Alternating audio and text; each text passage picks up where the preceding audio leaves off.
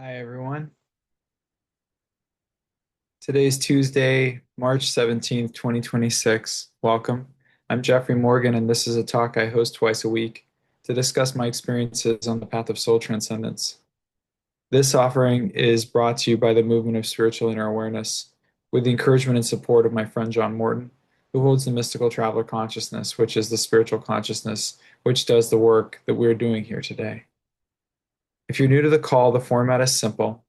We'll start by calling ourselves forward into the light, which is calling our awareness forward into the light of God that's already present. And then we're going to chant three Anai hues. Hue is an ancient name for God, and Anai invokes a quality of empathy and compassion. Then I'm going to play a video clip from my teacher, John Roger. And then I'm going to do a reading from the Upanishads. And then we can talk about whatever you would like. And I see my friend Ron Holnick's on the call. Would you like to call us forward into the light, my friend? Of course. Lord God of all creation, we come before you today with love in our hearts and on our minds. We send light to the challenges that we face in this world today. And we know, Lord, that thy will be done. And we ask that we may summon whatever the need is to send and be the best of our loving selves that we possibly can at every given moment. And for this time together, Lord, we give our thanks. So be it.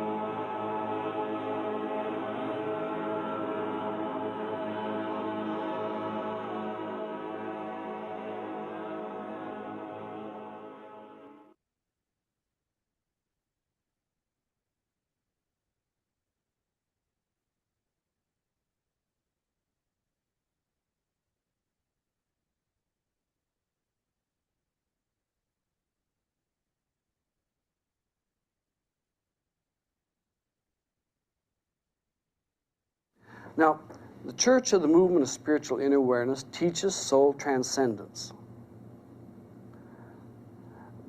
I don't know why we teach it as much as we're trying to remember people that they do that and can do that, and that we're trying to get you to recall it consciously while we're here talking. Hopefully we're all conscious. The clap was to break you, come back, oh yeah, here I am. It's like remembering you once again to your abilities, to remind you once again you have this, to once again tap you back to that instantaneous answer that appears out of nowhere, because you never thought of that, you never knew that, and you said it. And especially when you see someone that you haven't seen for a while, and the thing that comes out of your mouth, kabloom, is the very thing they're hiding, and they don't want you to know. And you just lay it right out there, and they go, oh, good gracious, and they don't know whether to hit you, to kiss you, to kill you, except you've said exactly. Usually they'll throw their arms around you, start laughing, and say, Lord sakes, I just didn't want you to know that, and you just said that. How could you know that? And you say, I don't even know why I said that. It came right out. I wouldn't have said that on a month of Sundays. I just would not have said that. And out comes truth. That type of truth that's spontaneous comes from soul.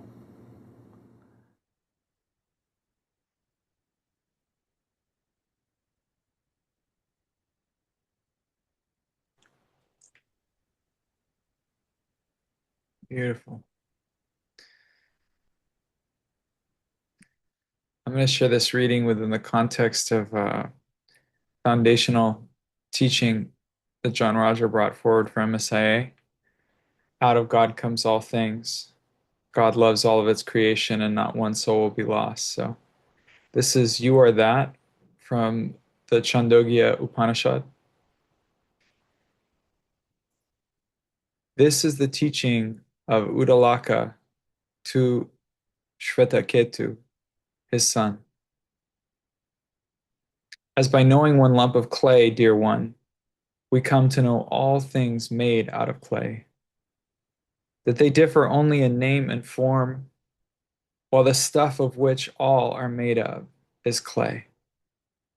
As by knowing one gold nugget, dear one, we come to know all things made out of gold, that they differ only in name and form, while the stuff of which all are made is gold. As by knowing one tool of iron, dear one, we come to know all things made out of iron, that they differ only in name and form, while the stuff of which all are made is iron. So through spiritual wisdom, dear one, we come to know that all of life is one. In the beginning was only being, one without a second. Out of himself he brought forth the cosmos and entered into everything in it. There is nothing that does not come from him. Of everything, he is the inmost self. He is the truth. He is the self supreme. You are that, Shvetaketu. You are that. When a person is absorbed in dreamless sleep, he is one with the self, though he knows it not. We say he sleeps, but he sleeps in the self. As a tethered bird grows tired of flying about in vain to find a place of rest, and settles down at last on its own perch, so the mind, tired of wandering about hither and thither, settles down at last in the self, dear one, to whom it is bound. All creatures, dear one, have their source in him. He is their home. He is their strength. There is nothing that does not come from him. Of everything, he is the inmost self. He is the truth. He is the self supreme. You are that, Shvetaketu. You are that. As bees suck nectar from many a flower and make their honey one, so that no drop can say, I am from this flower or that. All creatures, though one, know not they are that one. There is nothing that does not come from him. Of everything, he is the inmost self. He is the truth. He is the self supreme. You are that, Shvetaketu. You are that. As the rivers flowing east and west merge in the sea and become one with it, forgetting they were ever separate streams, so do all creatures lose their separateness when they merge at last into pure being. There is nothing that does not come from him. Of everything, he is the inmost self. He is the truth. He is the self supreme. You are that, Shvetaketu. You are that.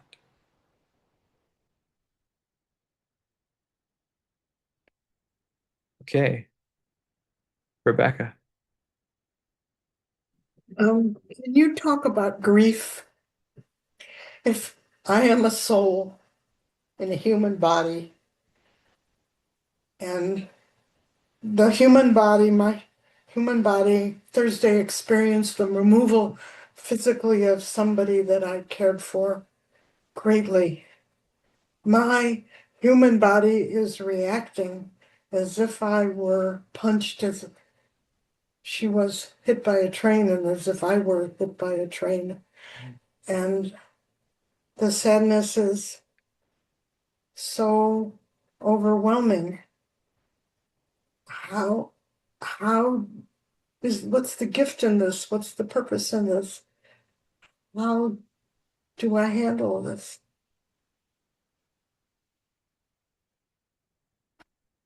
Well, I think it's important to also clarify what you have lost and what you've not lost. What you've lost is a physical reference point, the ability to physically interact with the person that you relate to. What I found is that the relationship, though, that you were talking about only ever existed inside of you in the first place.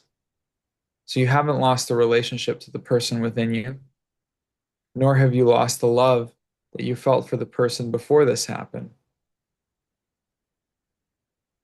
And then is creating such physical reaction and disturbance? Yeah, so that's what I was going to talk about. Okay. The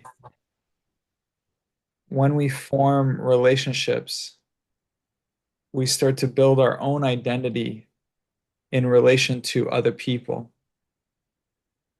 When we have dear friends or people that we love, our own identity expands to include them, and they become like a part of ourself. Not the self that is eternal, because that self already included them and everyone else. At the level of soul, at the level of the divine spark, of that God essence that you are, there's already oneness. There's already complete communion in that. What happens is we start to develop habitual patterns and senses of comfort. We start to build stories around the relationship and what the person's role is in our own sense of safety, our own sense of belonging. We use that reference point that is external in order to create a sense of internal stability and comfort. And when the person is not physically there, all of a sudden, all those parts of us have to recalibrate. And if you have a strong karma with the person, like in a marriage or a close friendship, it's almost like an A-frame. So karmically, you'll have one energy leaning on the other energy. And even though you only really have karma with yourself and the other person only really has karma with yourself, you created such a strong reference point in each other that the way that you are working the karma, your individual karmas, is in reflection upon each other's energy field. And when the person's no longer there, it kind of starts to feel like when you're walking down the stairs and you think there's one more stair, but there, or you think you've hit the ground, but there isn't, and you have that moment of weightlessness where your foot tries to find the floor and it's not there. And it's that feeling of complete disjointedness that comes when the floor isn't there, and it starts to feel like you live there. Grief, at its most fundamental and essential level, is a love affair. It is actually an extremely intimate experience of the love that you feel for another person. But it's also a reminder that that which is of the flesh and that which is of the world always has a time at which it will die, always has a time at which it will pass. And that is why we say the only way out is in. You reach inward to those spiritual levels, those levels that are eternal, and you find that nothing's been lost, nothing's been gained, nothing's really changed. There's always been this constant and pervasive loving, and that it hasn't moved in that sense. Now, in these types of unexpected situations, a lot of what you're going to be experiencing, especially on the physical level, is the reaction of the physical body to something that is very unfamiliar, like a pattern interrupt. And that's why it's like you talk to people who lose a pet and they might be cut up about it for 9 months. And you say, wait a minute, it's not even a human. You didn't grieve as much for your human relative, but you grieved for your dog. That doesn't make any sense. But it's all about where the space that it occupies and the role that it plays in our own story of identity and inner consciousness. And the absence of it creates this destabilizing force to the extent that we build our own sense of identity or our own sense of stability on those relationships. Now, this is not me saying we shouldn't have relationships or we shouldn't build those attachments because they could be taken away.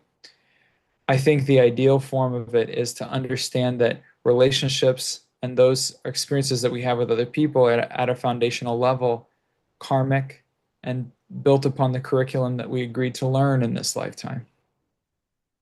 That which is eternal within you is already intimately connected to that person, and you don't have to worry about that. So it becomes this question of, can you, from the perspective of that divine, impersonal, perfect self, relate to the parts in you that hurt, the parts in you that may be missing that person very terribly or maybe suffering? And can you compassionately and lovingly comfort that part of you and listen? And the tricky thing about it is when these big things happen, we tend to think nothing else exists. So you may be picking up things from other people, you may be implanted, you may have other things going on energetically that are creating upheaval, but your story to explain everything is going to be this loss. So there's a discipline, if you can hold in that inner objective connected place where you just start to observe the sensation. It's like if you feel like right now that tightness in your stomach or that sense of like you're falling, if you were to place your loving on that and just allow that loving to flow into that place and listen to the words that it might say to you. And it might be a little girl that says, I just need to know that I'm safe and that I still have people that love me and that I still, and you can start to nurture and give to those parts of you that may be suffering through this process.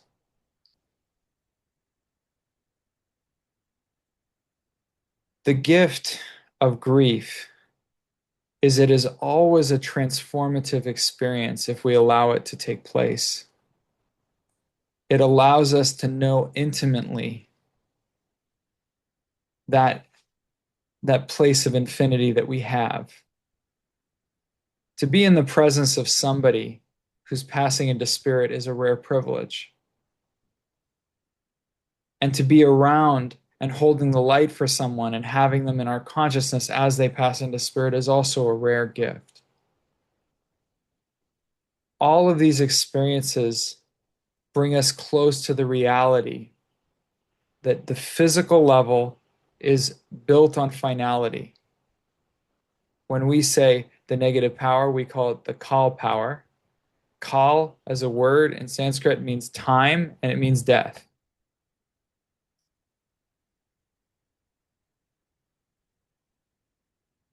The gift of knowing about mortality is not the worry or the negative anticipation of dropping the physical body. It's actually the invitation to experience the preciousness of every single moment as God meeting itself in this infinite presence. If you really zoom in and you really connect in to the breathing, to God breathing you, like you're breathing from your chest, but if you let yourself breathe into your stomach and you really just let that and feel that energy just drift into all the parts of your body and allow yourself to feel the presence of your loved one and allow yourself to be in the presence of that loved one inside of you, because you may find that that person is not gone. That conversation may still be available to you. You may start to find there is always a celebration in this process. Like, what is the blessing in this? Well, from the perspective of your basic self, it's not going to feel like a blessing. It's going to feel very uncomfortable. But if you look back at your life, the most important transformative moments of your life were rarely the most comfortable. So if you can truly give yourself over to the loving that is at the center of your grief, rather than the negative thought patterns, but just be with it. Just be with that sweet, sweet loving that is at the center of the grief. You may find that it changes you forever. To be touched by that level of loving and to to be touched by that doorway into the spirit, it tends to leave us different. It's like crossing a Rubicon. We just simply can't turn back from that moment. And the strangest thing is that life will go on. Your basic self has experienced this as like this great earthquake, but it may astound you to notice how easily life goes on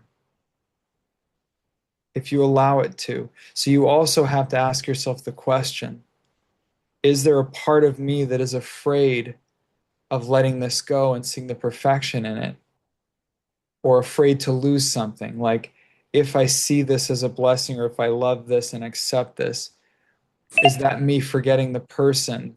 Is that me not fully understanding the nature, or appreciating the depth of what this relationship meant to you?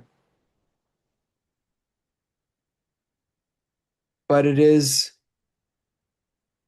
such a privilege to be able to love that deeply, even in the depths of your pain. To know that you are capable of loving that deeply is still a blessing.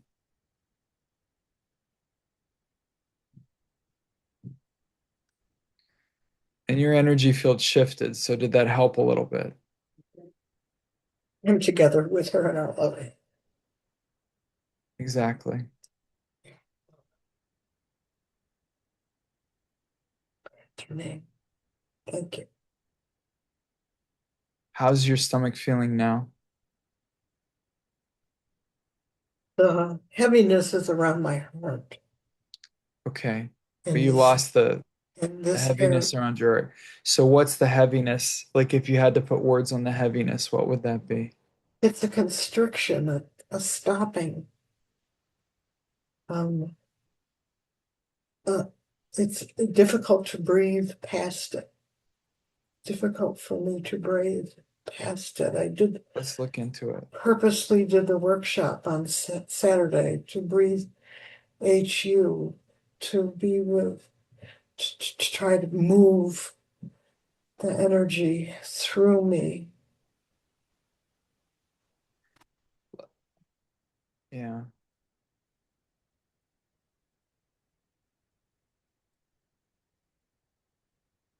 And what was the nature of the relationship?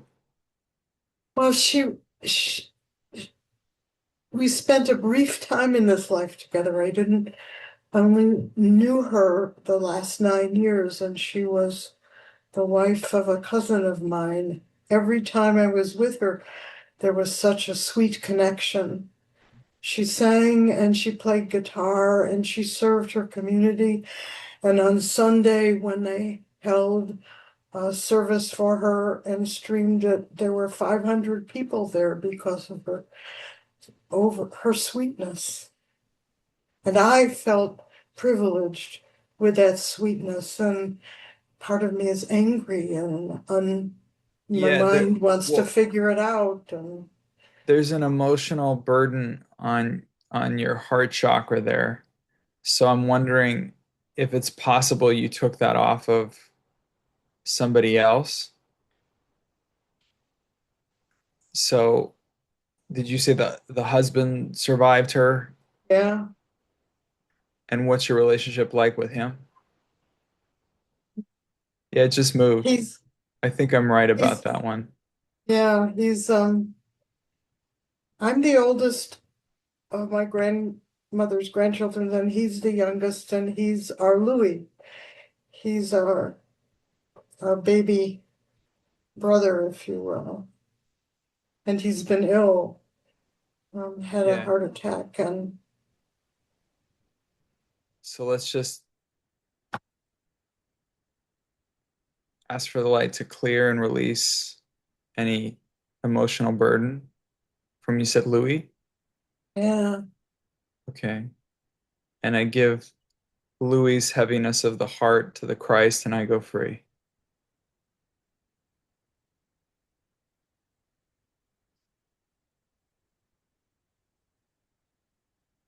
There you go. Yep. That cleared. So, Yeah. so here's the learning on that for you in grieving. Just because you feel it doesn't make it yours. Just because you feel it doesn't make it bad.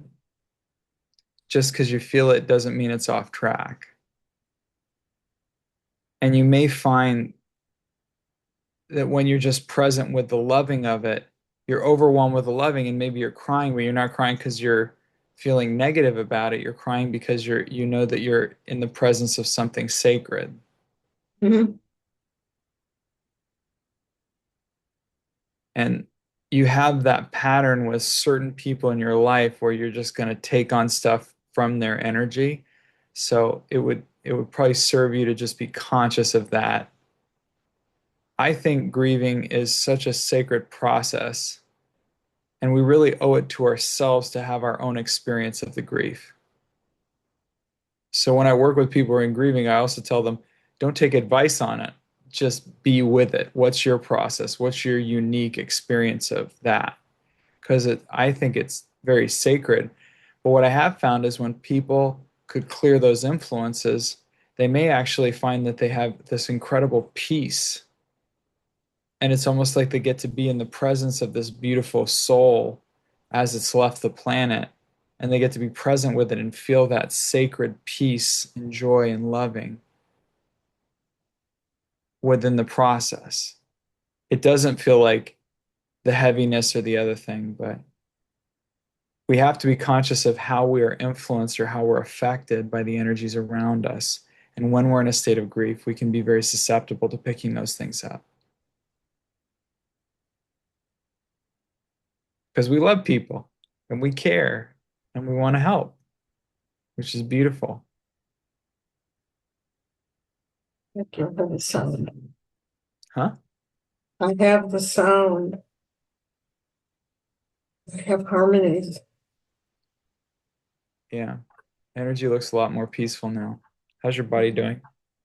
Thank you. Yeah. Thank you. God bless you. God bless you. Thank you, Rebecca.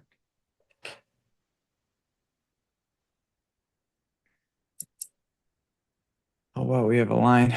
Anybody who hasn't shared with me before in that line? Barbara Cooper, you haven't shared with me before? I can't hear you, but yeah, here.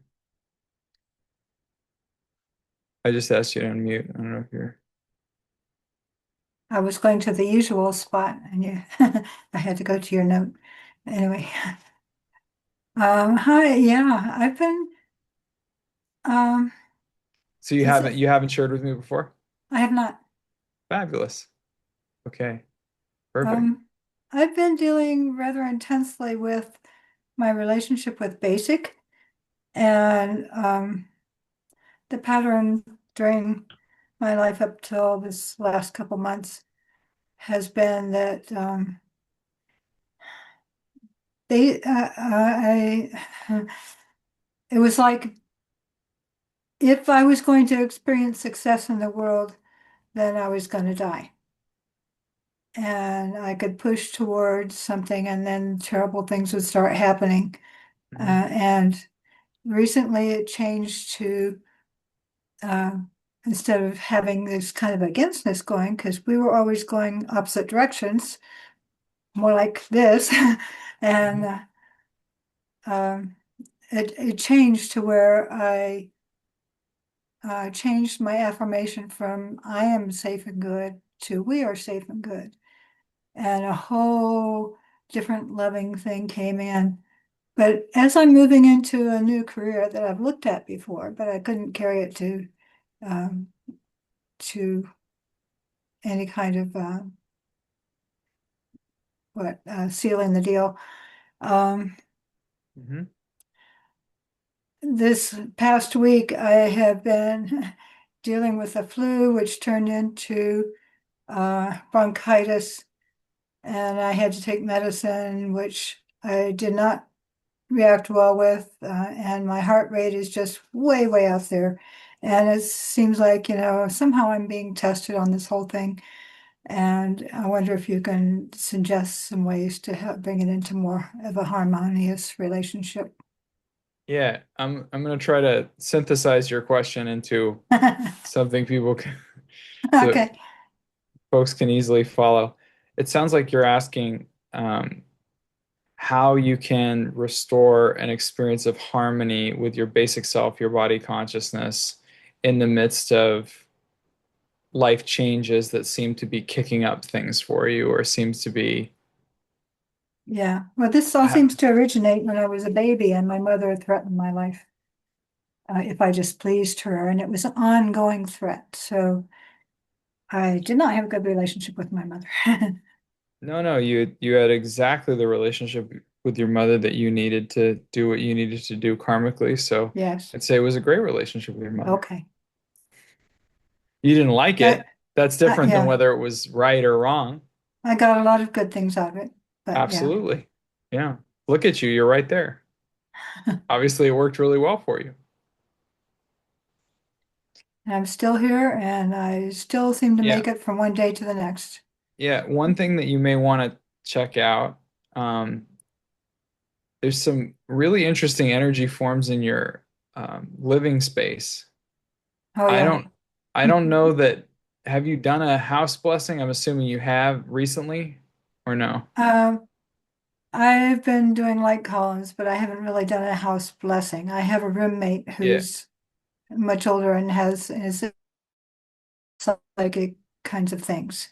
Yeah, you got some weird So, stuff walking around your place.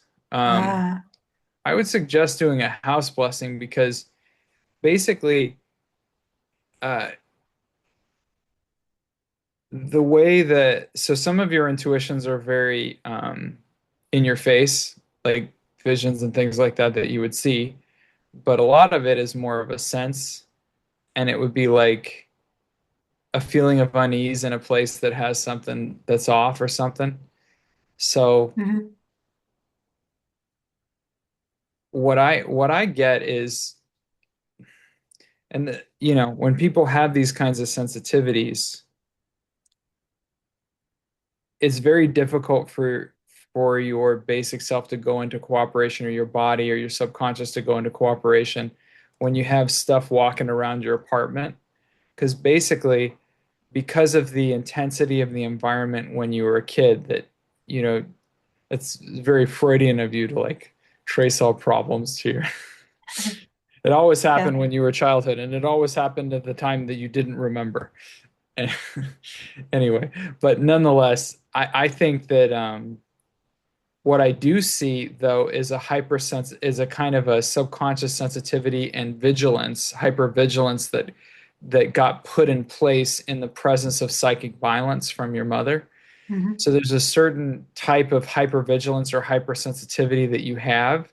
So if the energy field around you is, let's say, has some guests that are not of a high frequency, you will start to get very defensive.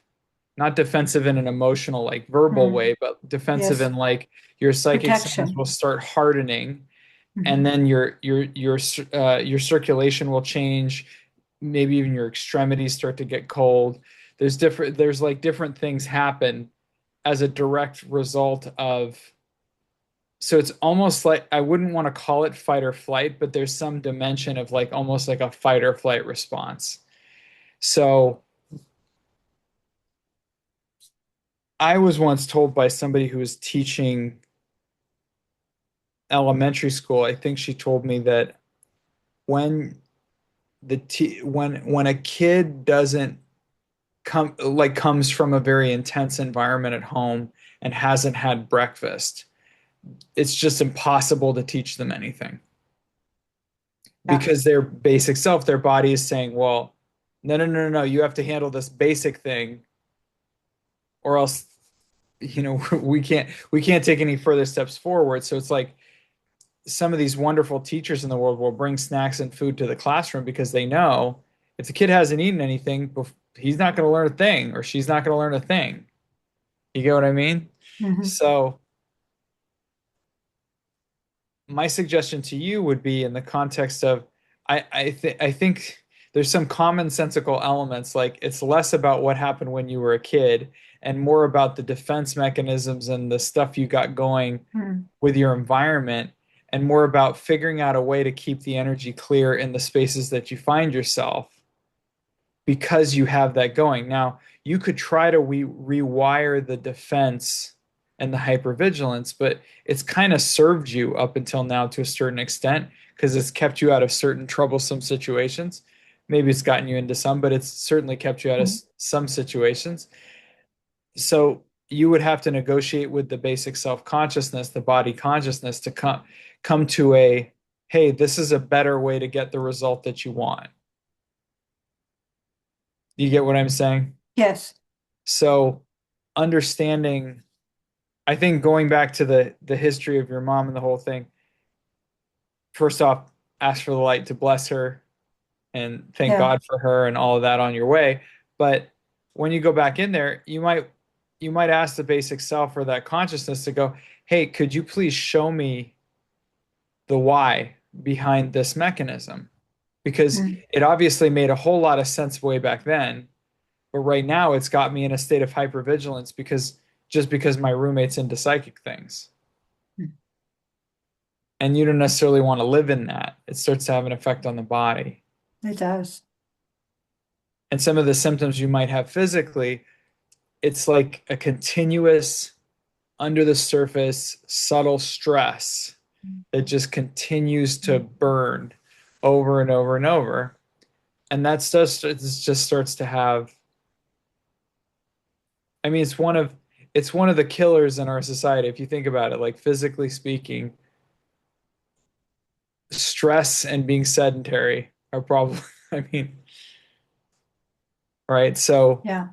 you got to be careful because that will have a more of an impact on your physical body at your age. Maybe when you were younger, you could get away with some of that behavior, but like you're not at a point where you have a lot of margin of error for these kinds of things.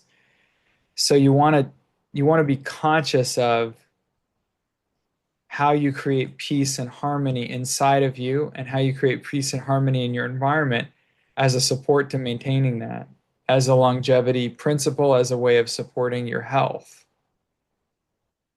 Yeah. Yeah. There's a part of me that's been thinking that it seems like I'm playing out some of her health patterns, that breathing is an issue and heart's an issue. And um, so, yeah. And I do that. I pick up those things from people around me all the time. Yeah, but you also got to be careful of just the environment being clear Mhm. because you're not going to have an easy time if you're contracted. Yeah. And the energy contracts when you have, like, I was trying to push out the thing to show you what it's like when there's not a thing in your room. Oh, there's something in here now. No, no, Yeah. not anymore, but that's not the Yeah. point. But now, but then your energy just goes, it's fine, you know? Yeah. Yeah. Much better. Yeah, exactly. Yeah. So that's one. So I'm saying like we sometimes look for the most complicated solve when there's just some basics. And the physical Yeah. basics are like, did I drink enough water or am I breathing? And if I'm not breathing, am I not breathing because I have a vagus nerve activation or am I picking up on some negativity in my field in this space? You get it? Yes. Okay. Yeah, I notice when I'm doing DSS 5 online and things get very peaceful then. It's Well, like, because that field of energy will push out stuff that's in oh, your definitely. physical Yeah. space. It's a Yeah, it very makes it powerful nice. field of energy. Yes. More of that. Yeah, and you can do a house blessing on your room, you know. Yes. Yes. But I think it would be good for you to consciously clear the room, like take the candle around and do the thing. Okay. That makes sense. Duly noted. I will do And in that. terms of the basic self, I think it's less about a problem to solve and more about a collaborative approach Hmm. where you agree on result. Hmm. Agree on result, and then you may state a preference like, hey, I'd prefer a different method to that outcome. But you go in and you get real clear, like, okay, And I think it's also listening to your own sixth sense, your own attunement to go, oh, the energy's moving clunky in that direction. Yeah. I'm I've not going really, to go there, you yeah, know? I've really been working with the idea of talking to basic and um, saying that it's going to be better for both of us if we do it this way. I I But do know you I've listen, learned but do about you these things. listen? Yes. Yeah. Well, maybe not. I think Yeah. it's to me, negotiation always requires listening. Yeah.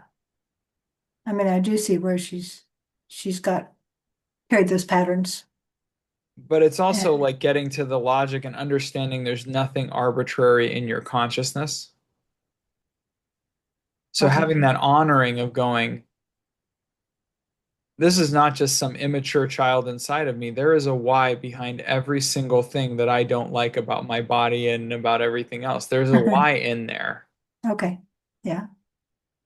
And usually that why is the lesser of two evils or the best way to thread that needle. And it's not easy because sometimes what we do with the basic self is we give it a lot of conflicting direction. Mhm. The subconscious will absorb all those directions and go, wait, so what do you want me to do now? I'm confused. Okay.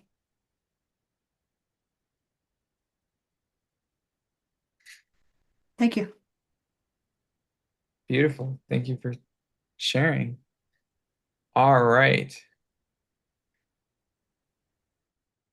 Anybody new to me or new to Soul Transcendence? We'll go with Mandy.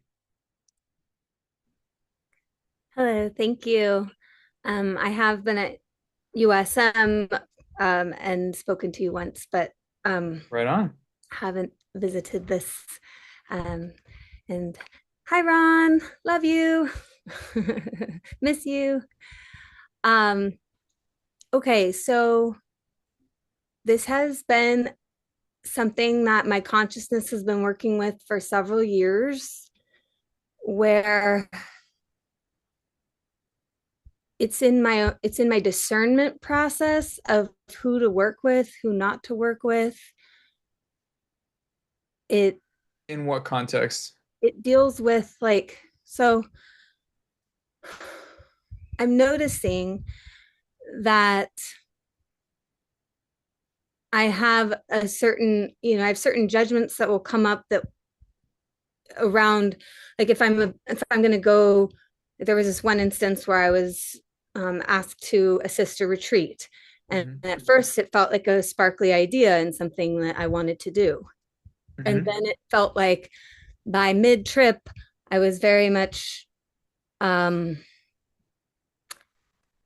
not feeling resonant with the person's way of leading and energetically speaking.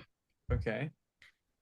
And there's like all these different instances where it's like I go to seek these different, and they're usually in the realm of like soul transformation, like opportunities to serve directly in this work, or indirectly. It's not MSIA specifically.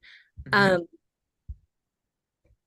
and I'm just trying to discern of like where, when I have a judgment versus a preference, and where am I being too critical versus where is that truly my soul like helping inform me, of where, who would be best to work with.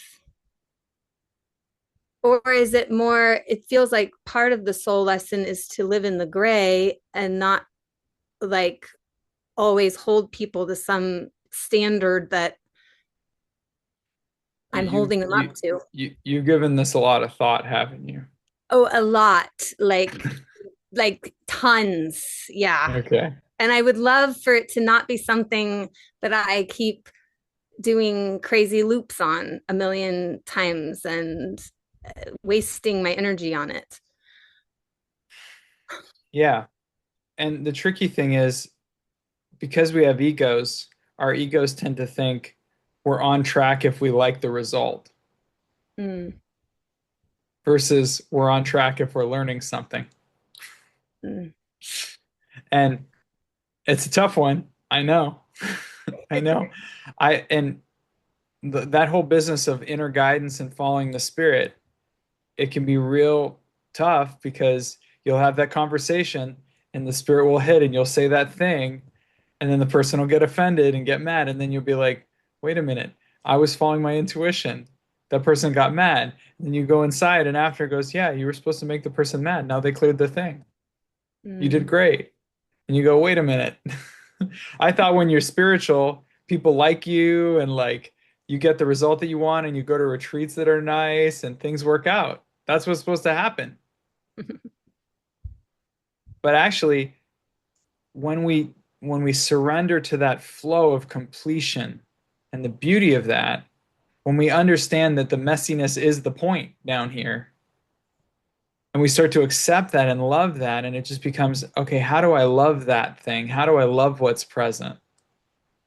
You can love the part of you that is not content with the facilitation of the retreat. You can love the part of you that brings you to retreats that you don't like. And you might have a karma to be dissatisfied with retreats. So thank God that you got brought to that retreat so you could be dissatisfied. Your soul is here to experience individual subjective reality and to learn stuff from that. Your body is here to complete karma. So whatever you got going in another lifetime, you're going to go ahead and complete here, which could involve going to retreats. It could involve getting in arguments. It could involve any number of things. And we as humans are absolutely allowed to have preferences. But I find it less constructive to assume that preferred results are somehow more soulic or something like that. Mm-hmm.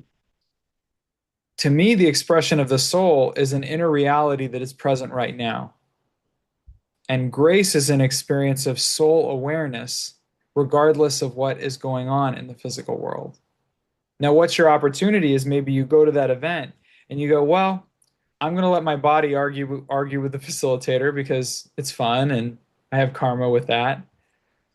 But me, soul, me is having this communion with God's presence and I'm walking with God. And it's like it's just as present as a retreat that got botched by bad facilitation as it is present at the line waiting at the bank, as it is present when you're sitting at home on your couch. It's always there. It's always you. It's always right now. And somehow the ego mocks it up like you got to go out and get it somewhere. And you got to go out and do something. And that's how you're going to be spiritual. Mm. The most spiritual thing we do on a daily basis is probably breathing. That in and of itself, that's it. That affirms God's presence. Every time we breathe, it's like we're saying God's name. Every breath. We could say, and if we could even shape our lips and say, Hugh, we'd be even closer. Yeah. But the reality is, we don't have to worry about finding our purpose or finding our this or am I on track. If we can just keep our ego out of the way and follow the loving wherever it takes us, even and especially into the messy conversations and the things that our ego doesn't like, we're going to do just fine. If loving is what we put forth and loving is what we follow, stuff's going to work out. And it may not work out the way we prefer, but it's going to give us the lessons that we need as souls to move into our next experience of co-creatorship with God. And the more we surrender and the more we accept, the more we experience that communion of my will and thy will are one. And that becomes a beautiful process too, because all the self-critical crap that you run on yourself just doesn't apply because you go, oh, this is God's work. And there's no failure in God's work. And it's really not my place to critique God's work. I'm just going to keep doing what I'm told. It's like I would do these talks in the very beginning, and afterwards I'd call people and be like, "Did I say something that's going to get me killed? Did I say something that's going to get me kicked out of this community? What did I say? Because I don't remember what I say. That's scary." And then the spirit is coming in doing the work with people, and I'm like, "Was I just imagining that? Was that a thing?" And I go into all this doubt, and then it occurred to me I had this experience or series of experiences, including my taking on responsibility for kind of this service organization called Heartfelt and Heartreach. And I was meeting with the founder of it, and she said, you know, you have to always remember this is God's work. So it's not your timing, it's not your preference, this is God's work. And it's like this burden lifted off me, and I went, oh, it doesn't really, if I remove my ego from the equation, if I don't entangle my divine energy into the externalization through the senses or the ego position, or am I good enough, or am I right, or am I wrong, then all I have is God's work being done in God's way. And it's a beautiful thing. I've sometimes, well, not sometimes, I've been like withholding this truth to this one person in particular around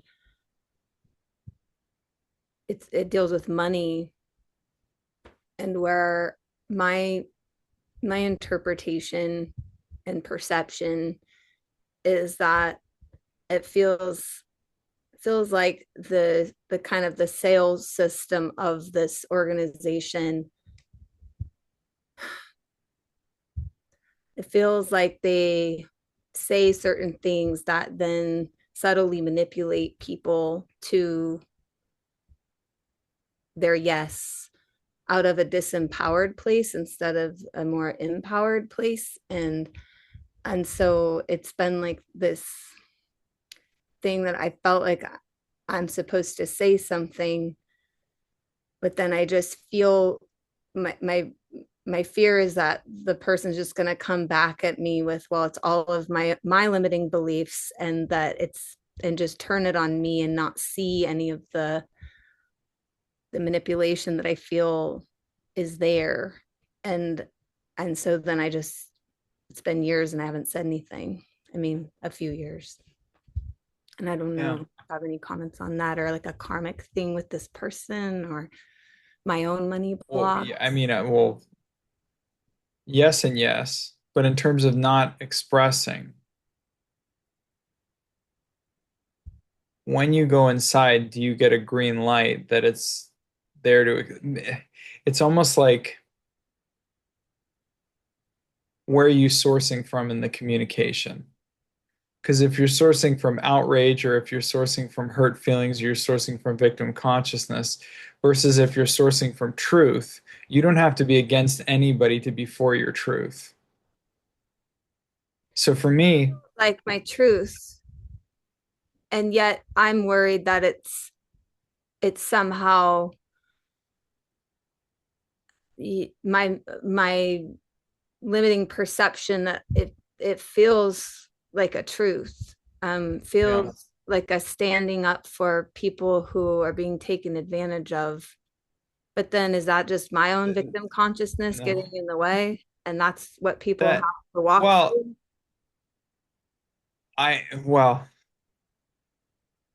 I would say, from my experience, all relationships are inside of you. So the only person you're standing up for is yourself. So let's get that one out of the way. Okay. You don't need to stand up for other people. You need to stand up for you. And here's the upside of that is, you are a microcosm of the macrocosm of this universe and this creation. So you are actually standing up for all of the universe in that moment. But not in the sense of righteousness. The reality is, you're perceiving this person taking advantage and manipulating and doing all that stuff through a filter of your own karma. And you probably are experiencing taking advantage because you had karma to be taken advantage of and to experience it as being taken advantage of. So you did that. Great job. Now, there's this question, is this mine to say? And if it is yours to say, you don't need to justify it and say, well, I feel like I'm sticking up for all these people. I'm more radical than that. Do I get a yes inside? And is that yes loving? Okay, if that yes is loving, I'm just going to go do that. Now, I understand that I may come off as a bit reckless, and certainly I probably behave a bit reckless, and I probably use more swear words than I need to. But if I get a yes, at least I can be honest, and at least I say it. And I don't say it from a you should listen to me. I say it from I love myself enough to speak what is there to be spoken because I don't have any excuse to withhold my loving from you. And right now, this thing is between me and my loving with you. And that is not a price I'm willing to pay anymore. So I'm going to Mm, be honest with you because you deserve the fullness of my loving. mm, mm. That's it right there. Well, even broken clocks are right twice a day. Yeah. And when I really see it that through that lens of I'm actually withholding loving from the person Yeah, that's what we're by talking not about. being fully honest. No, but you're withholding loving from yourself because all Mhm. relationships are inside of you. So True. what hurts is you withholding loving from a part of you that is that person. And you Mm. know what? I don't like doing that. I can't, I don't have the energy anymore to do that stuff. And sometimes the most loving thing in the world is just to be rude to the person and see what happens. But I mean, I frame it up. I'll just be like, "Hey, I'm calling myself out. I've been withholding from you and it's been blocking the fullness of my loving expression with you. And I want to be in greater integrity and I want to be in full loving with you, so I'm going to do it. And if I'm wrong, I'd love to be corrected and we can figure it out, but I am not willing to put anything between me and my loving. Mm. I love myself too much for that. I love that. I love so much love, love, love, love. I'm not willing to put anything between me and my loving. And by the way, just this is like a tip from like somebody who's got a real mind and ego that can be a real pain in the butt. If you find yourself explaining why you're right or why you should be doing something, you're probably sourcing from ego. Okay. If you can just get the energy of it and go, huh, I get it really strong that I need to communicate this because that's what's loving. You see how little explanation is needed for that.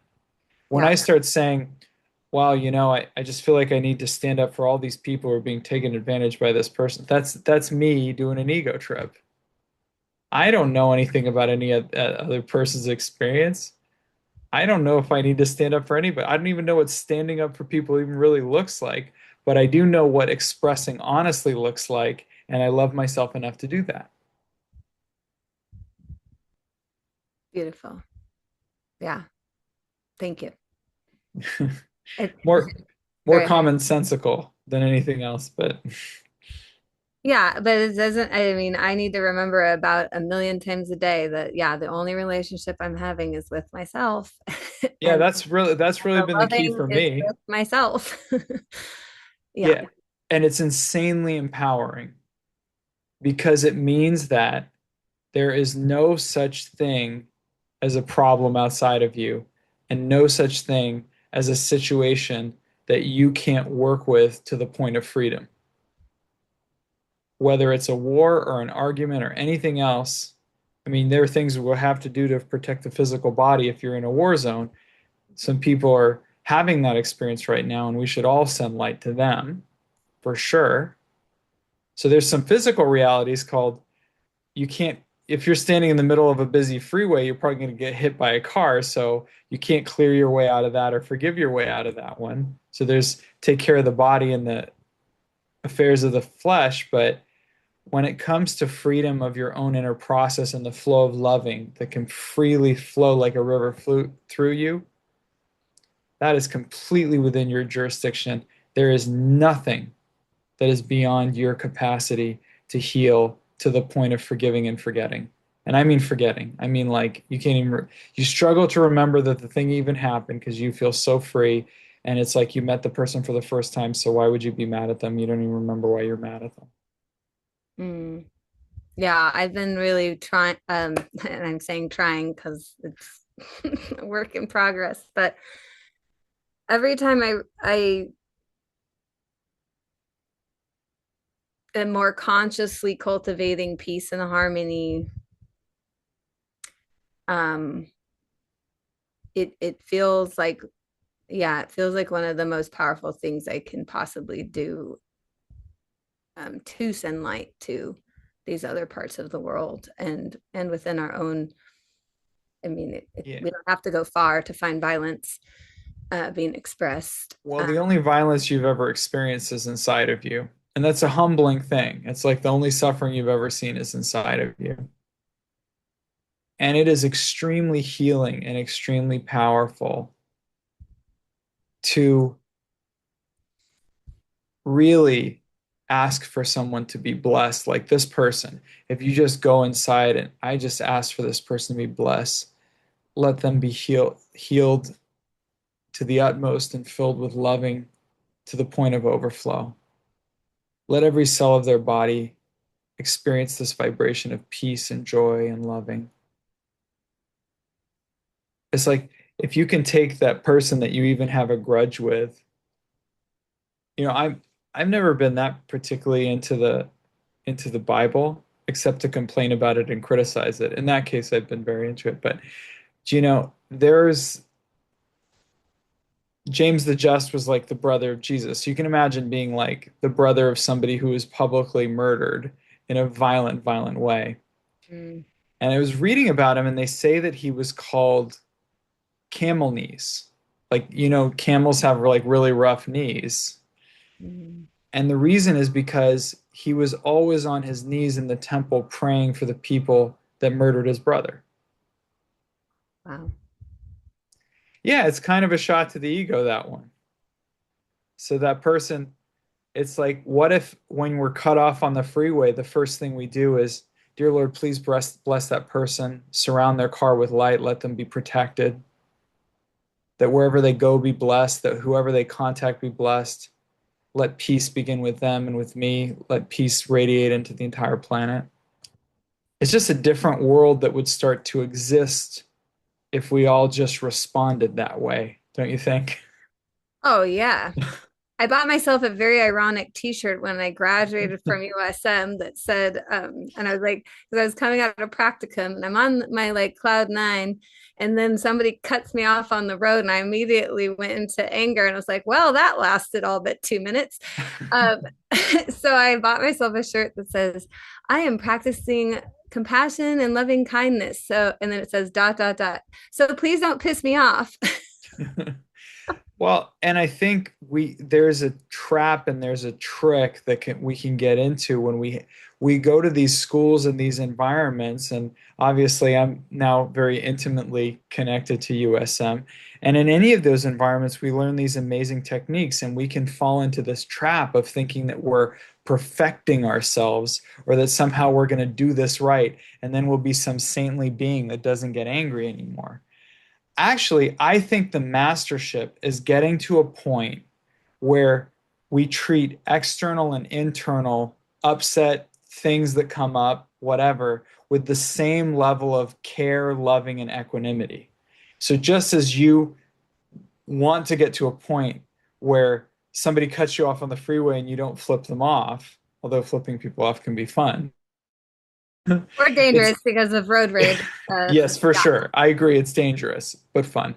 Um, it's getting to the point where as soon as that anger comes up, it's not about what the other person did. It's that you go, oh, cool, there's a part of me that I get to love and work with right now.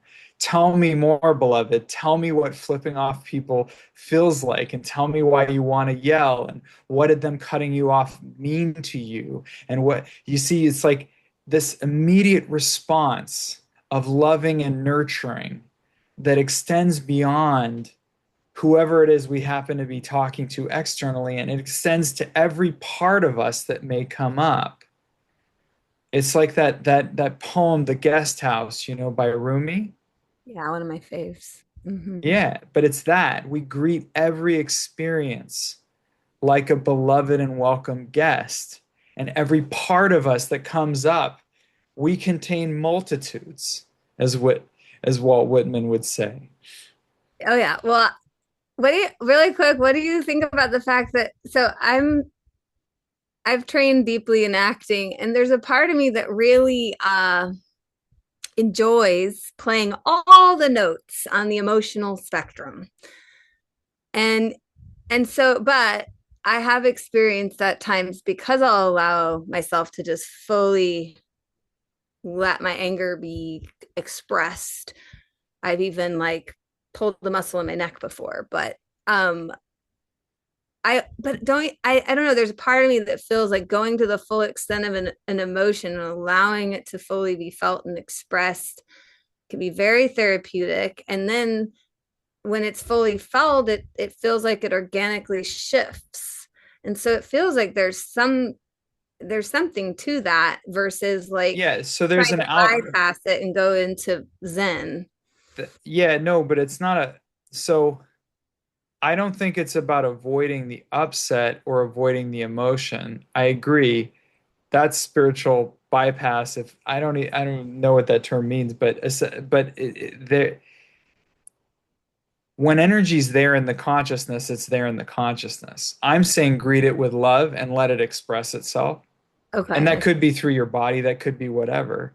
Okay. I Yeah. think the key with all of that is just understanding who's doing the expressing. You are not your ego. You are not your mind. You are not your karma. You Mm. are not your body.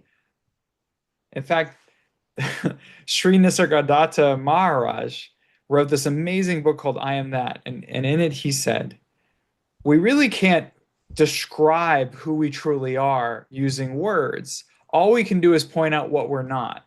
And there's a whole lot of things. If you look out, you're just going to see a bunch of stuff that you're not.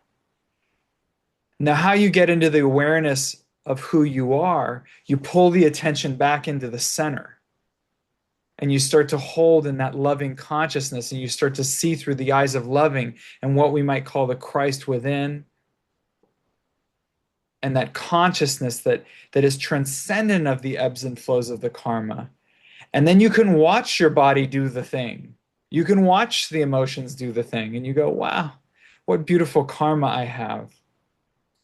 And you can be the lover, the beloved, as your own consciousness observing that. And you can be a nurturer and a healer. You can support those parts of you, but not from the perspective of over identification, from the Mm. perspective of the one that is transcendent of those conditions and has the privilege and the gift and the entertaining title, role of being able to steward and care for these karmas to their completion. So, what you're saying is accurate. And it's fun sometimes, like you're in line and somebody cuts and you get mad and you do the whole thing. Or like sometimes you're trying to negotiate with somebody about like a deal or something and you have to act like very blustery, like you're super offended and it gets you a really good deal. And you're like, wow, they totally reacted to that. And I didn't even have any energy behind it. It's just funny. You find it all so incredibly entertaining. Look, a lot of us have tried going to a cave somewhere and meditating naked in isolation and in various lifetimes trying to avoid getting our hands dirty. My perspective is we're here to tend the garden of the soul. And if you're not getting your hands dirty, you're probably not gardening. And it is such a privilege to be the gardener, to be the soul that is caring for all the different parts of our consciousness. It's just understanding I am not a rutabaga. I have the privilege of caring for the rutabaga, your emotion, your whatever. But I am that which is transcendent, and I will never forget that. I will never lose sight that I am the one that sees only loving in Mm. perfect equanimity, Mm. that impersonal, perfect self that sees only the perfection. That is the truth of who we are. The Mm. problem is we just get so into the stories that we tell ourselves and we bring that divine energy into the cycle of causality. And pretty soon we're on the merry-go-round, getting yanked around by our suspenders, wondering why our life is going this way. And it's because you decided to place your divinity in the hands of causality, of karma. You decided to put, so you walking joyfully through your karma is about being the joy of the soul and keeping your eyes on the Lord as your body, mind, and emotions walk through what it needs to walk through in order to complete what it needs to complete. And it may not always be pretty, but it sure as heck is always perfect and always divine. Yeah. I'm having a awareness come through really strong on I've been in a caregiver role for a woman who can be very difficult to be with. And on a, on an ego level or on a, she's from just a very human level speak, she can go into spirals of negativity. But I see clearly now that I am the great You caregiver of me. And the opportunity when I'm getting that reflected back to me is to care give to the part of me that doesn't allow me to be loving to myself when I'm negative. exactly. And also, you get to watch this beautiful symphony of karma that has led to your life experiences and the role of being a caregiver. And you can observe those beautiful glimpses of divine nature. It's always in that moment, it's always in that momentary glance with your client where they look you in the eye and you just see God there and you go, oh my God. And it's humbling. Yeah. And it's sometimes in the oddest of places when you're cleaning up a mess after them and they just look at you and you see God looking back at you and you can't explain it. But all of a sudden, I'm standing in the presence of the beloved. Hmm. Yeah. Thank you so much. Thank you. Thank you. Well, thank you all for sticking around.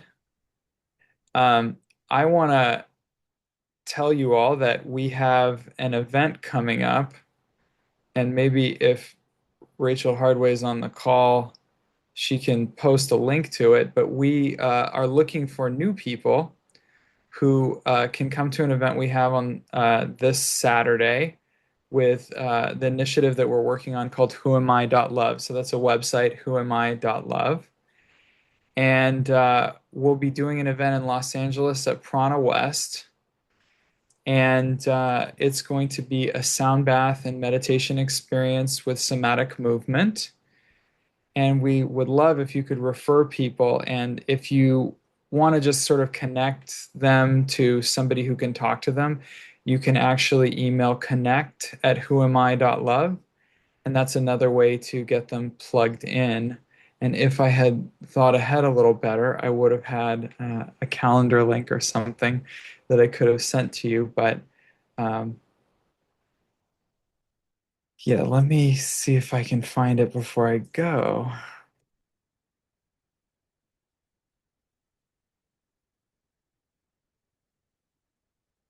Yes, thank you for putting that up. I'm going to put that in.